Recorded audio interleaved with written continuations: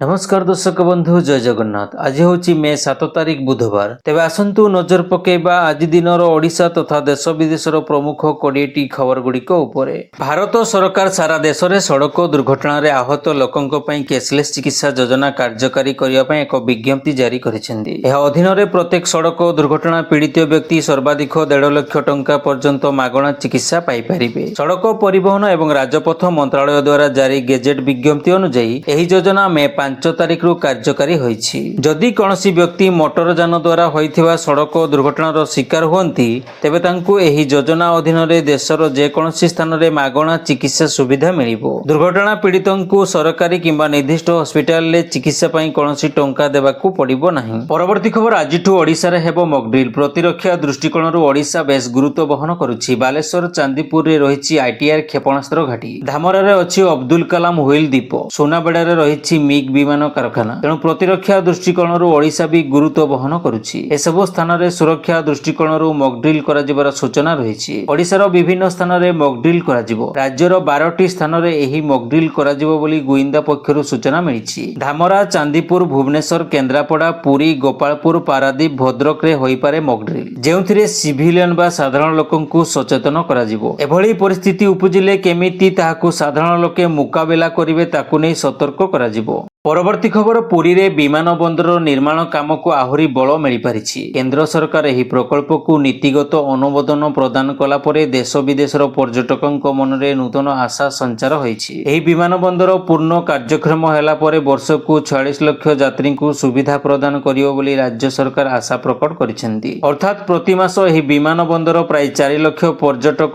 जगन्नाथଙ୍କ भक्तଙ୍କୁ सेवा प्रदान करिवो। परवर्ती खबर पुरी रे एनएसजी टीम देशर प्रमुख सुरक्षा संस्था नेशनल सिक्यूरिटी गार्ड बा एनएसजी रो 3 जणिया टीम पुरी आसी सुरक्षा व्यवस्था नै अनुध्यान करिसेंती। एही टीम रे एनएसजी कमांडेंट को सहित 2 जण अधिकारी अछंती। ए टीम प्रथमे पुरी जिल्लापाल एवं एसपी को सह आलोचना करथिले। परे श्रीमंदिर कार्यालय रे सुरक्षा प्रशासकଙ୍କ सहित आलोचना करथिले। परे श्रीमंदिर को जाय उभय भीतर और बाहर रे समस्त सुरक्षा व्यवस्था अनुध्यान करथिले। सेहिपरि मंगलवार मध्य एही टीम श्रीमंदिर कार्यालय रे सुरक्षा प्रशासकଙ୍କ सह आलोचना करी परे समस्त सुरक्षा व्यवस्था अनुध्यान करिसेंती। सेपटे भारत और पाकिस्तान मध्य युद्ध आशंका थिबारु एनएसजी टीम पुरी आसी सुरक्षार समस्त व्यवस्था अनुध्यान करबाकू नै स्वागत करिसेंती सेवायत और भक्त। परवर्ती खबर आसंता सप्ताह रे छुईबो मौसुमी। आगामी 7 दिन भितरे मौसुमी दक्षिण अंडमान छुईबो। दक्षिण पूर्व बंगोपसागर उपकूल मौसुमी छुईबा नै आकलन करिछि भारतीय पाणीपाग विभाग। तेबे आसंता सप्ताह अर्थात 13 तारिख भितरे दक्षिण पश्चिम मौसुमी बायु दक्षिण अंडमान सागर, दक्षिण पूर्व बंगोपसागर एवं निकोबर द्वीपपुंजर किछि अंशरे प्रवेश करिवो, जहा प्रभाव रे मे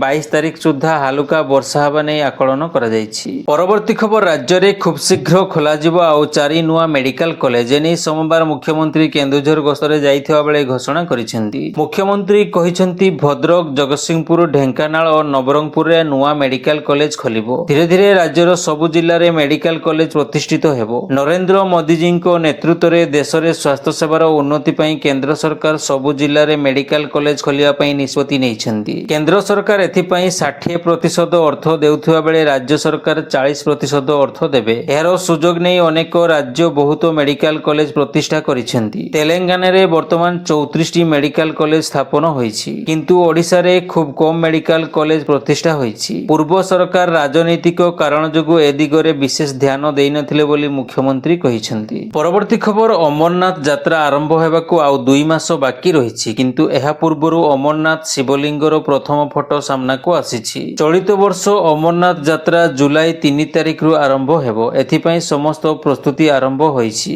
यात्रा पई रास्तारो बरफ सफा करिबा काम आरंभ होईछि। बरफ काटी ट्रक को यात्री को चलिबा पई सुविधा करिबा काम आरंभ होई जाईछि। प्रबल बरफ भरा रास्ता होइथिबारो सफा पई मध्ये समय लागुछि। प्रति वर्ष अमरनाथ यात्रा लक्ष लक्ष भक्तଙ୍କୁ आकर्षित करिथाय, जो माने भगवान शिवଙ୍କ प्राकृतिक बरफ शिवलिंगर एक झलक पाइबा पई पवित्र गुंफा को परिदर्शन करंती। भक्त माने जेपरि कोनोसी प्रकार असुविधा किंबा विपदर सम्मुखीन न होंती सेति पई दृढ़ सुरक्षा व्यवस्था करा जिवो बोली सरकार कहिसेंती। परवर्ती खबर केंद्र मंत्री जुएल ओराम गडवाना एक्सप्रेस रे दिल्ली रु जबलपुर जाउथवा बेले हठात ट्रेन रु गायब होई गले। शनिवार राति रे ट्रेन रे चढ़ीथिबा मंत्री रविवार सकाळे सीट रु अचानक कुआडे चली जिबाकू नै रेलवे विभाग तुरंत सर्च ସର୍ଚ୍ଚ ଅପରେସନ ଆରମ୍ଭ କରିଥିଲେ। ଦୀର୍ଘ 3 ଘଣ୍ଟାର ଖୋଜାଖୋଜି ପରେ ସେ ସିହର ଷ୍ଟେସନରେ ସମ୍ପର୍କ କ୍ରାନ୍ତି ଏକ୍ସପ୍ରେସରେ ବସିଥିବା ଦେଖିବାକୁ ମିଳିଲା। ସୂତ୍ର ଅନୁସାରେ ମନ୍ତ୍ରୀ ଭୋର 3:45 ସମୟରେ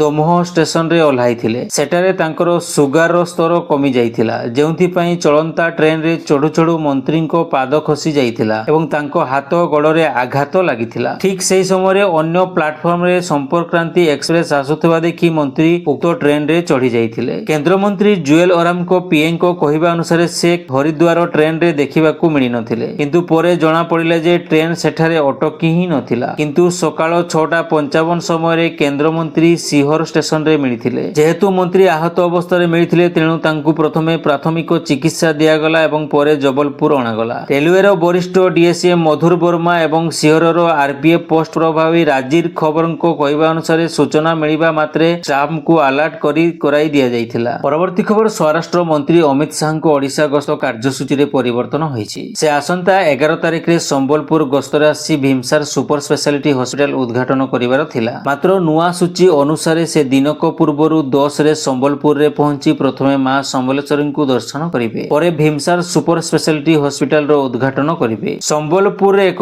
ସାଧାରଣ ସଭାରେ ଉଦ୍ବୋଧନ ଦେବେ। ସମ୍ବଲପୁର ଗସ୍ତ ସାରି ଭୁବନେଶ୍ୱର ଆସିବେ ଶାହା। ଜଟଣୀରେ ଫରେନସିକ୍ ବିଶ୍ୱବିଦ୍ୟାଳୟର ଶିଳାନ୍ୟାସ କରିବେ। ସେହିପରି ସନ୍ଧ୍ୟାରେ ପୁରୀ ଯାଇ ମହାପ୍ରଭୁଙ୍କୁ ଦର୍ଶନ କରିବା ପରେ ପୁରୀରେ ରାତ୍ରି ଯାପନ କରିବେ। 11 ତାରିଖରେ ଶାହା ପୁଣି ଭୁବନେଶ୍ୱର ଫେରି ଜନତା ମଇଦାନରେ ଆୟୋଜିତ ସାଧାରଣ ସଭାରେ ଯୋଗ ଦେବେ। ଏହି ଅବସରରେ 5,000 କୋଟିରୁ ଅଧିକ ଟଙ୍କାର ପ୍ରକଳ୍ପର ଶିଳାନ୍ୟାସ ଓ ଉଦ୍ଘାଟନ କରିବା କାର୍ଯ୍ୟକ୍ରମ ରହିଛି। ପରବର୍ତ୍ତୀ ଖବର, ପ୍ରକାଶିତ ମେଟ୍ରିକ ଫଳର ସାର୍ଟିଫିକେଟ ମାଧ୍ୟମିକ ଶିକ୍ଷା ପରିଷଦ ବୋର୍ଡ ୱେବସାଇଟରେ ସୋମବାର ସନ୍ଧ୍ୟା 7ରୁ ଉପଲବ୍ଧ ହୋଇଛି। ୱେବସାଇଟରେ 7 ଦିନ ଯାଏଁ ମାଗଣାରେ ଉପଲବ୍ଧ ରହିବ ମେଟ୍ରିକ ସାର୍ଟିଫିକେଟ। ପାସ୍ କରିଥିବା ପରୀକ୍ଷାର୍ଥୀମାନେ ସେମାନଙ୍କ ଡିଜିଟାଲ ସାର୍ଟିଫିକେଟ ଘରେ ବସି ମଧ୍ୟ ପାଇପାରିବେ। ହ୍ୱାଟ୍ସଆପରେ ମେସେଜ କଲେ ଆସିଯିବ ସାର୍ଟିଫିକେଟ। ଏନେଇ ବୋର୍ଡ ପକ୍ଷରୁ ଏକ ନମ୍ବର ମଧ୍ୟ ଜାରି କରାଯାଇଛି। 7710085192ରେ ମେସେଜ କରି ଛାତ୍ରଛାତ୍ରୀମାନେ ଆରାମରେ ନିଜର ସାର୍ଟିଫିକେଟ ପାଇପାରିବେ। ତେବେ ଏହା ସମ୍ପୂର୍ଣ୍ଣ ଦେୟମୁକ୍ତ। ପରୀକ୍ଷାର୍ଥୀମାନେ 7 ଦିନ ମଧ୍ୟରେ ଏହି ଡିଜିଟାଲ ସାର୍ଟିଫିକେଟ ୱେବସାଇଟରୁ ଯେତେ ଥର ଡାଉନଲୋଡ କଲେ କୌଣସି ଦେୟ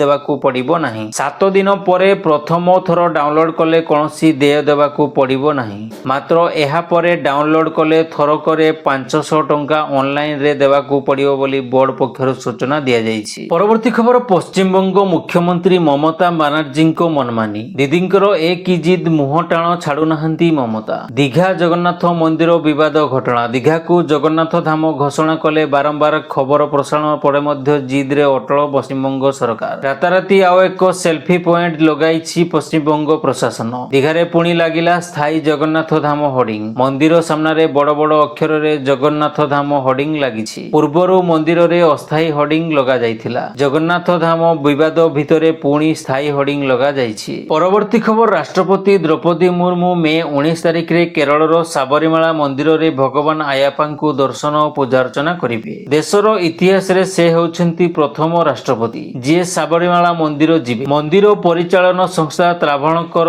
ଦେବସ୍ୱମ୍ ବୋର୍ଡ ରାଷ୍ଟ୍ରପତିଙ୍କ ଗସ୍ତ ନେଇ ସୂଚନା ଦେଇଛି। ଏଥିସହ ଏହାକୁ ଦେଶର ଇତିହାସରେ ଏକ ଗର୍ବର ମୁହୂର୍ତ୍ତ ବୋଲି ବୋର୍ଡ ପକ୍ଷରୁ କୁହାଯାଇଛି। ରାଷ୍ଟ୍ରପତିଙ୍କ ଗସ୍ତକୁ ନେଇ ଏସପିଜି ଓ ମନ୍ଦିର ପରିଚାଳନା ସଂସ୍ଥା ପ୍ରସ୍ତୁତି ଆରମ୍ଭ କରିଦେଇଛନ୍ତି। ପରବର୍ତ୍ତୀ ଖବର, ବୁର୍ଲା ସ୍ଥିତ Veer Surendra Sai institute of medical science and research VIMSAR କର୍ତ୍ତୃପକ୍ଷ ଗୁରୁତର ରୋଗୀଙ୍କ ପାଇଁ ହେଲିକପ୍ଟର ଜରୁରୀ ଚିକିତ୍ସା ସେବା ଯୋଗାଇବା ଉଦ୍ଦେଶ୍ୟରେ ନିଜ କ୍ୟାମ୍ପସରେ ଏକ ହେଲିପ୍ୟାଡ୍ ନିର୍ମାଣ କରିବାକୁ ଯୋଜନା କରୁଛନ୍ତି। ଏହି ପଦକ୍ଷେପର ଲକ୍ଷ୍ୟ ହେଉଛି ରୋଗୀମାନଙ୍କୁ ଭାରତର ପ୍ରମୁଖ ସହରଗୁଡ଼ିକରେ ଥିବା ଉନ୍ନତ ହସ୍ପିଟାଲଗୁଡ଼ିକୁ ସମୟତମ ସ୍ଥାନାନ୍ତର କରାଯିବ। ସମ୍ବଲପୁର ସଦର ତହସିଲଦାର ମନୋଜ କୁଜୁର କହିଛନ୍ତି ଯେ ହେଲିପ୍ୟାଡ୍ ପାଇଁ ଜମି ଚୟନ କରାଯାଇଛି। ଜମିର ସୀମା ନିର୍ଦ୍ଧାରଣ କାର୍ଯ୍ୟ ସମ୍ପୂର୍ଣ୍ଣ ହୋଇଛି। ପରବର୍ତ୍ତୀ ଖବର, ଦୀଘାରେ ନବନିର୍ମିତ ଶ୍ରୀ ଜଗନ୍ନାଥ ମନ୍ଦିରକୁ ନେଇ ବିବାଦ ଉଠିଛି। ଏନେଇ ମୁହଁ ଖୋଲିଛନ୍ତି ଉପମୁଖ୍ୟମନ୍ତ୍ରୀ ପ୍ରଭାତୀ ପରିଡା। ସେ କହିଛନ୍ତି ଯିଏ ବୟକଟ ପୁରୀ କଥା କହିଛନ୍ତି ତା ଦ୍ୱାରା ପୁରୀ ଆଉ ଥରେ ଫୋକସକୁ ଆସିଛି। ପୁରୀ ପର୍ଯ୍ୟଟନ ଏହା ଦ୍ୱାରା ବିଲକୁଲ ବି ପ୍ରଭାବିତ ହେବେ ନାହିଁ। ପୁରୀ ପାଇଁ ପ୍ରଚାର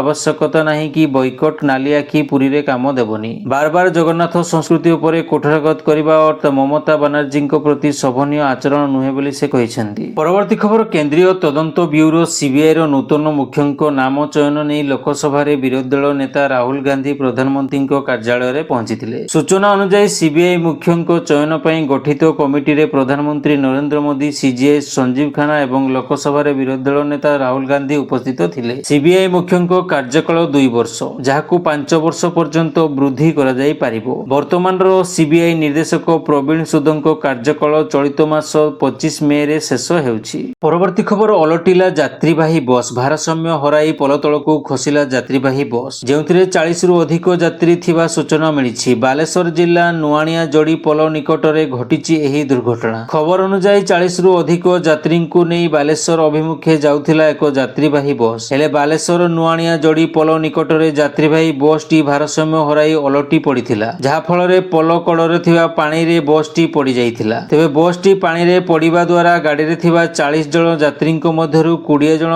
ଆହତ ହୋଇଥିବା ଜଣାପଡ଼ିଛି। ସେପଟେ ଦୁର୍ଘଟଣା ସମ୍ପର୍କରେ ଖବର ପାଇ ସ୍ଥାନୀୟ ପୋଲିସ ଏବଂ ଉଦ୍ଧାରକାରୀ ଦଳ ଘଟଣାସ୍ଥଳରେ ପହଞ୍ଚି ଉଦ୍ଧାର କାମ ଆରମ୍ଭ କରିଥିଲେ। ପରବର୍ତ୍ତୀ ଖବର ମାତ୍ର 39 ଟଙ୍କା ଲଗାଇ ଏବେ କୋଟିପତି। ଆଉ ଏହି ଖବର ଜଣାପଡ଼ିବା ମାତ୍ରେ ସବୁଠି ଚର୍ଚ୍ଚା। ଖାସ କରି ଉତ୍ତରପ୍ରଦେଶର କୌଶାମ୍ବୀ ଜିଲ୍ଲାର ଚୈଲ ତହସିଲ ପୂର୍ବା ଗାଁର ନଜର ଆସିଛି ଏହି ଘଟଣା। ଏଠାକାର ମଙ୍ଗଲ ସରୋଜଙ୍କୁ ନେଇ ଗାଁରେ ଉତ୍ସବର ମହଲ। ହାପୁରରେ ଜଣେ ଶ୍ରମିକ ଭାବରେ କାମ କରନ୍ତି ମଙ୍ଗଲ। ସୋମବାର ତାଙ୍କ ମୋବାଇଲକୁ ଆସିଥିଲା ମେସେଜ, ଯେଉଁଥିରେ ଲେଖାଯାଇଥିଲା 4 କୋଟି ଟଙ୍କାର ପୁରସ୍କାର ରାଶି ଜିତିବା ବିଷୟରେ। ଆଉ ଏହି ମେସେଜ ପାଇବା ପରେ ଖୁସିରେ ଡେଇଁ ପଡ଼ିଥିଲେ ସରୋଜ। କହିବାକୁ ଗଲେ ମଙ୍ଗଲ ସରୋଜ ଏପ୍ରିଲ 29 ତାରିଖରେ ପଞ୍ଜାବ ଏବଂ ଚେନ୍ନାଇ ସୁପର କିଙ୍ଗ ମଧ୍ୟରେ ଅନୁଷ୍ଠିତ ଆଇପିଏଲ୍ ମ୍ୟାଚ୍ ପାଇଁ ଡ୍ରିମ୍ 11 ଆପ୍ରେ 39 ଟଙ୍କା ଏଣ୍ଟ୍ରି ନେଇଥିଲେ। ଭାଗ୍ୟ ଏପରି ମୋଡ଼ ନେଲା ଯେ ତାଙ୍କ ଦ୍ୱାରା ଟିମ୍ ଚମତ୍କାର ପ୍ରଦର୍ଶନ କରିଥିଲା। ସେ ମୋଟ 4 କୋଟି ଟଙ୍କା ଜିତିଥିଲେ। ମଙ୍ଗଲ କୁହନ୍ତି ଯେ ସେ କିଛି ସମୟ ଧରି ଡ୍ରିମ୍ 11ରେ ନିଜର ଭାଗ୍ୟ ଚେଷ୍ଟା କରୁଥିଲେ, ଆଉ ଶେଷରେ ତାଙ୍କର ସ୍ୱପ୍ନ ସତ ହୋଇଥିଲା। ପରବର୍ତ୍ତୀ ଖବର କ୍ଷୀର ଗୋଦାମରେ ରେଡ୍। ତରାସାହିର ବାଲିସାହିରେ ନକଲି କ୍ଷୀର ନେଇ ଚଢ଼ାଉ ହୋଇଛି। ତରାସାହିର ବାଲିସାହିରେ ଥିବା ଏହି ଗୋଦାମରେ ନକଲି କ୍ଷୀର ପ୍ରସ୍ତୁତ କରାଯାଉଥିବା ନେଇ ଖବର ମିଳିବା ପରେ ପ୍ରଶାସନ ପକ୍ଷରୁ ସେଠାରେ ଚଢ଼ାଉ କରାଯାଇଛି।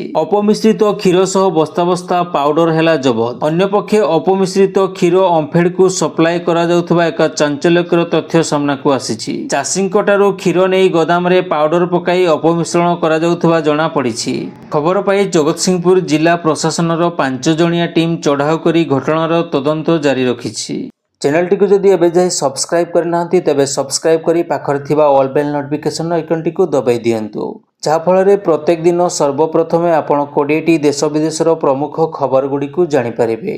ଏବଂ ଭିଡ଼ିଓଟି ଭଲ ଲାଗିଲେ ଲାଇକ୍ କରି ସେୟାର ମଧ୍ୟ କରିଦେବେ।